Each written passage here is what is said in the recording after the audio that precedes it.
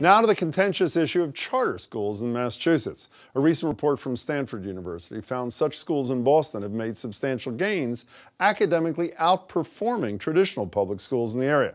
My next guest is a major supporter of charter schools, and he also happens to be the state's new education secretary.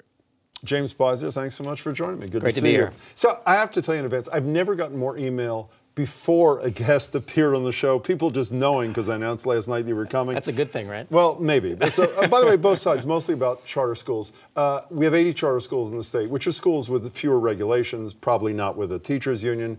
80 so far. You and the governor want to add 50. Yes. What do you do if the legislature just says no again like they did last year? How do you deal with your goals to close the achievement gap between rich and poor kids with no charter schools? Right. Well, I don't want to suggest that charters are the only answer to closing the achievement gap. That's why I'm asking. I think they're one part of it. And the inability to do more will be a serious blow to our efforts to do so. We're gonna do whatever we can. Just by way of example, Lawrence, which has been in receivership to the state over the last 3 years or so, it has charter schools in it, but the receivership that the state has been running has not included charter schools, and they've made tremendous strides. So there is work that we can do and that we will do through the tools that we have. We need charters as part of that in order to make the strides that we can. But the thing that's amazing to me is 3% of the kids in the state are in charter schools. I did some quick math. If you get 50 more, that may bring it to 5%. Again, that's if you got the 50 you want. So all this political capital is being spended on something that could benefit, let's take your argument, in a big way, 5% of the student population,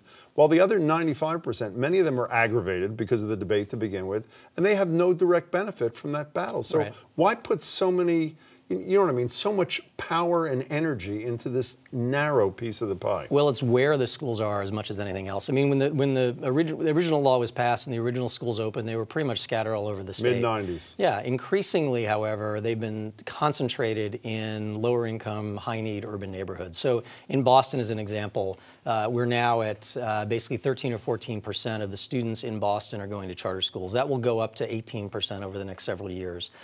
That is a significant number of students, obviously a significant percentage of students in the city of Boston. And that makes a huge difference in the places that need it most. You know, I was going to say, if you were as convinced as you are, I know you are, much of your career has been spent working in the charter school movement. I said this the other day on the radio, on Boston Public Radio.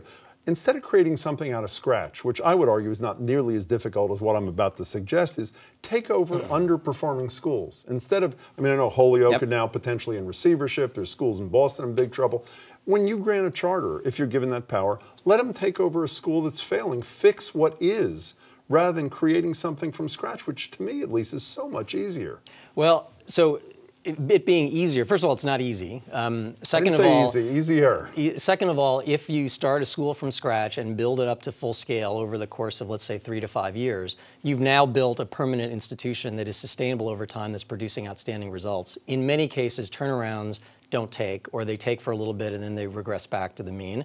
And so even though it takes a little bit longer, the outcomes are better. However, having your point of charters being willing to take over schools, they are willing to take over failing schools. And there are organizations like Unlocking Potential which have already done so.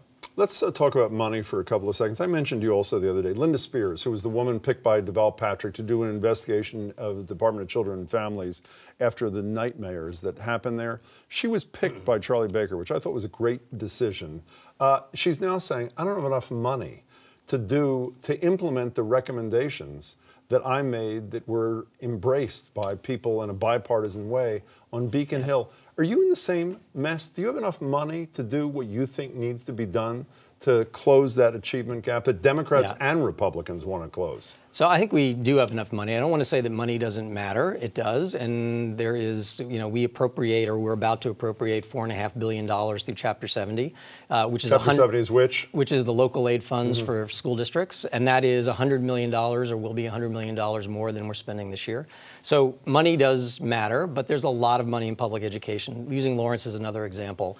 The state went in there and basically did not spend a whole lot of new money on Lawrence, but reallocated money out of the central office and put it back into the schools. And that's the way in which we can go forward and make more out of what we've got. Let's talk higher ed, though. As you know, the indebtedness on college loans has actually passed mortgage indebtedness. I would argue one of the great scandals of this society. I would assume you would agree. 3% increase in this budget, if I'm right. 3% for higher education. Is that enough to keep tuition and fees frozen? Are you certain that it is? I'm definitely not certain that it is. I'm hoping that the campuses will exercise restraint in their increases of fees, which they are likely to do, but hopefully it'll be at a relatively small number.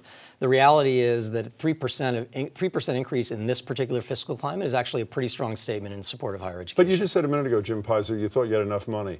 Wouldn't it be far better to have more money to either ensure that tuition and fees are frozen in higher ed, public higher ed, or to tip the balance so that more is paid by the state and less by low and moderate income kids? Wouldn't that be a better outcome? So I think we need to figure out what the right long-term strategy is for financing higher education, what the right share that the state can sustainably afford over time.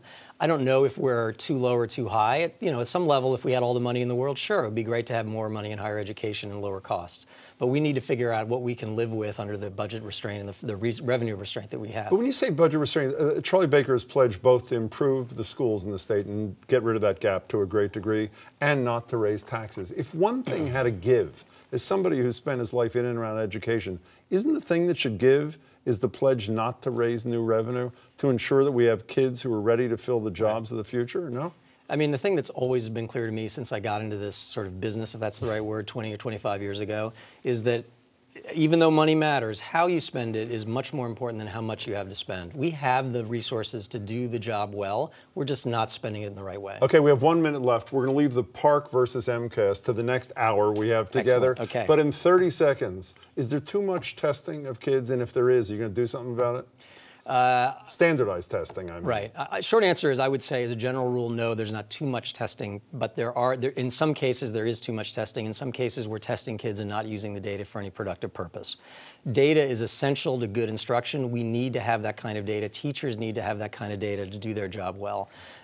We need to minimize the amount of testing we do, and that's on us for sure. But overall, I think there's a little bit of an overreaction to the testing that's going on because so much of it is critically important. To be continued. To be continued. Jim Peyser, Secretary of My Education. pleasure. Thank you. Good to see you.